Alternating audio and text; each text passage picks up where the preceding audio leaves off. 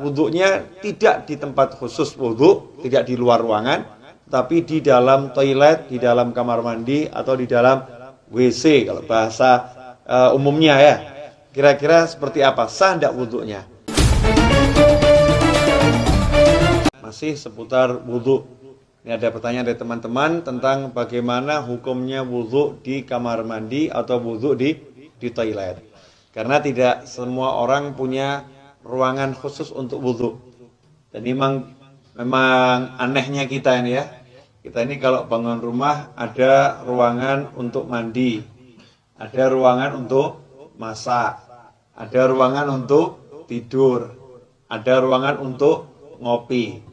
Tapi untuk ibadah yang paling penting sholat, musola enggak ada. Kemudian fasilitas untuk sholat, wudhu juga tidak disediakan khusus. Ini kita kelemahannya.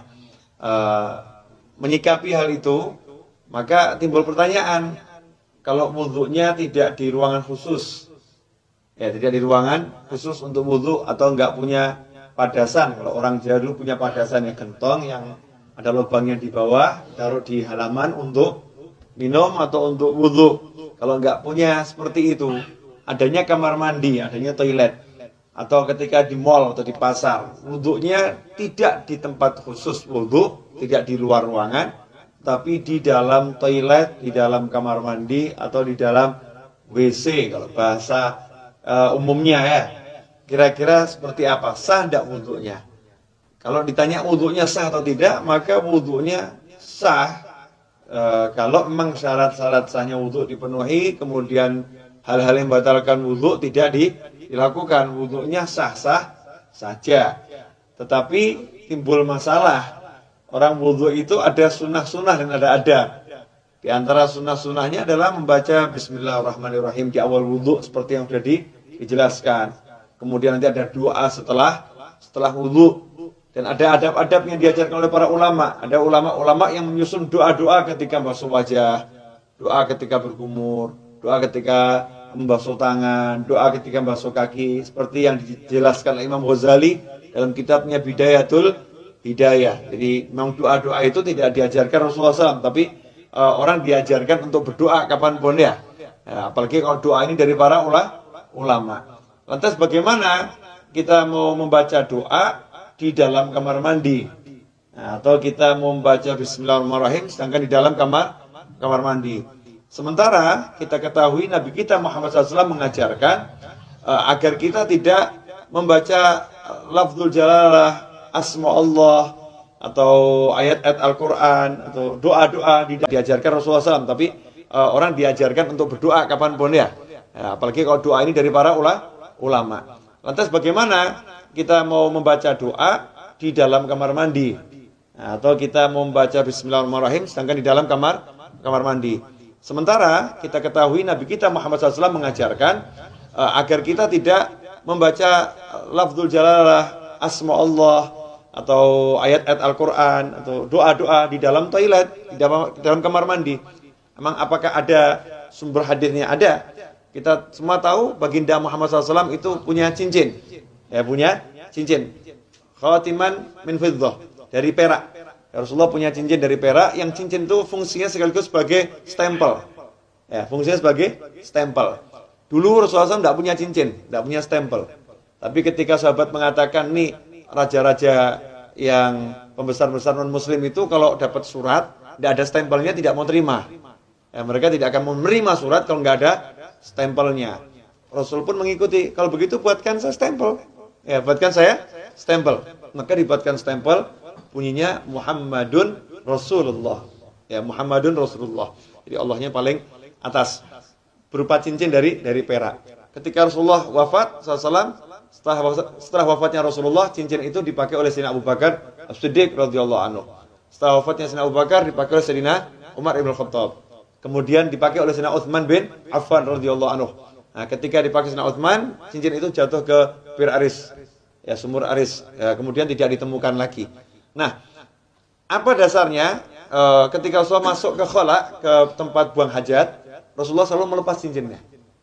Jadi ketika masuk ke tempat buang hajat, Rasulullah SAW selalu melepas cincinnya, karena di cincinnya itu ada tulisan Muhammadun Rasulullah. Kalau membawa tulisan aja tidak dianjurkan, apalagi mengucapkannya. Yang membawanya aja tidak dianjurkan, apalagi mengucapkannya. Berdasarkan hadis tersebut, yang diriwayatkan oleh Imam Al-Hakim, ya, dalam kitabnya Al-Mustadrak. Fakana idza dakhala al-khala wada'ahu. Kata Al-Hakim dalam kitab Al-Mustadrak, Az-Zuhri menyebutkan bahwasanya Rasulullah SAW punya cincin yang tulisannya adalah Muhammadur Rasulullah. Idza dakhala al-khala wada'ahu. Kalau masuk ke khala, ke toilet, Rasulullah SAW selalu melepaskan cincinnya tersebut.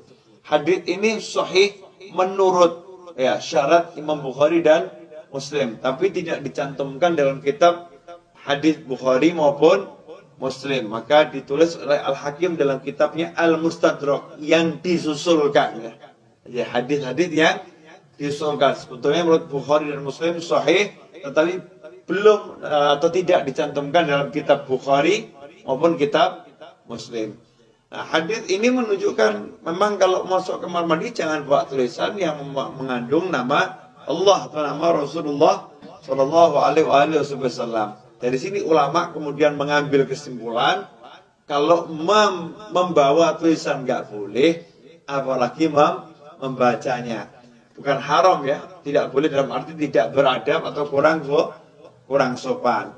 Karena itu seyugianya jangan berwudu di toilet, seyugianya. Cari tempat wudu yang memang betul-betul untuk wudu. Kalau tidak adanya toilet, barulah silahkan wudu di toilet atau di kamar mandi atau di WC. Tapi kalau wudu di kamar mandi, toilet atau WC, jaga adabnya. Apa adabnya itu? Ya, satu, jangan membaca asma Allah. Cukup dibaca di dalam hati.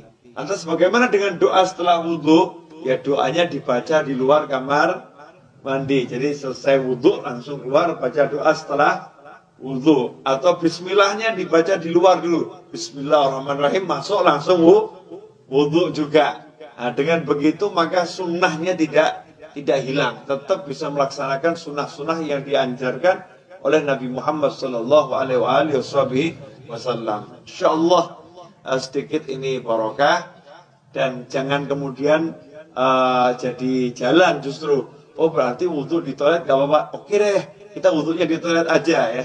Jangan seperti itu. Usahakan wudu di luar toilet agar bisa melaksanakan banyak sunnah. Kalau memang terpaksa baru berwudu di toilet. Wal afu minkum. Wassalamualaikum warahmatullahi wabarakatuh.